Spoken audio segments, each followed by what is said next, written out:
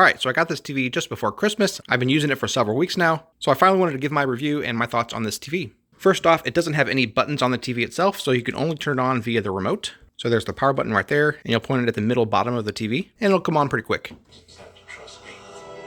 So one thing that's just a little bit annoying is that when you first turn it on, it always starts with a trailer of some kind, whether for a movie or a TV series, and it doesn't remember the input that you have it set on last. We use the TV primarily as a monitor for our computer, so we constantly need to switch it back to input HDMI 1.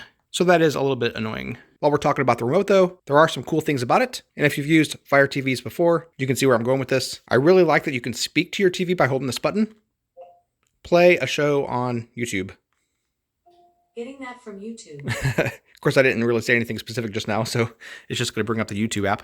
But that's really cool for bringing up your favorite shows just by talking to your remote. It has some presets here as well. You can quickly bring up Prime Video or Netflix, Peacock, or DirecTV if you have that. So let's try the Netflix real quick.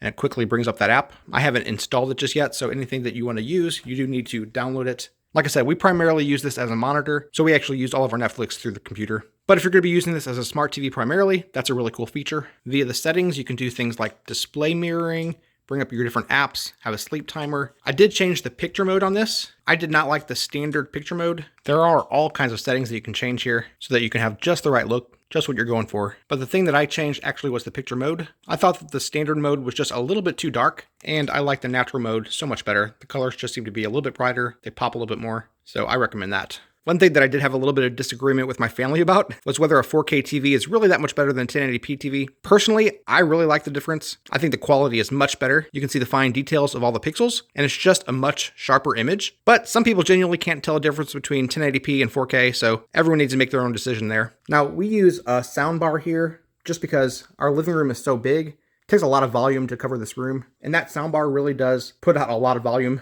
But I do want to show you the volume from the TV itself real quick. This is what that sounds like. So that was at max volume from the TV itself, which is okay. And honestly, for a room this size, it's probably sufficient. But when we have a big party of people, you know, there's background noise, there's people talking. It's nice to get just a little bit more volume. So that's why we have that soundbar. But for everyday use, really those speakers from the TV are just fine. If you do end up using a soundbar with it though, make sure that you put it so that it's not covering up this middle receiver. Otherwise, you can't turn the TV on very well.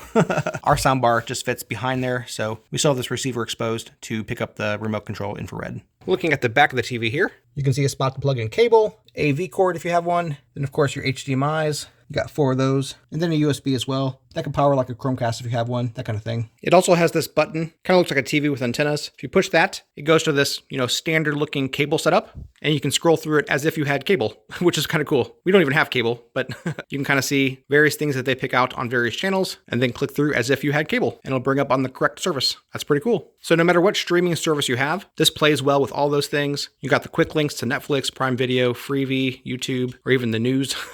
And that shows various channels on there as well. And of course, if you have those things, you need to set up your credentials for each of those, log into them, that kind of thing. So if you're wanting a new 4K TV, don't want to break the bank, I think this is a great one. I recommend it. If you'd like to purchase it, there's a link in the description. We get a small commission and it would really help us out. I'm Chris, and with my wife Abby's help, I'm on a quest to review literally everything sold on Amazon. So if there's something that you need a review of, literally just tell me. Let me know in a comment, and I'll literally buy it and just review it for you. Literally. They tell me that I'm never gonna make it. They want me to do something that could make sense.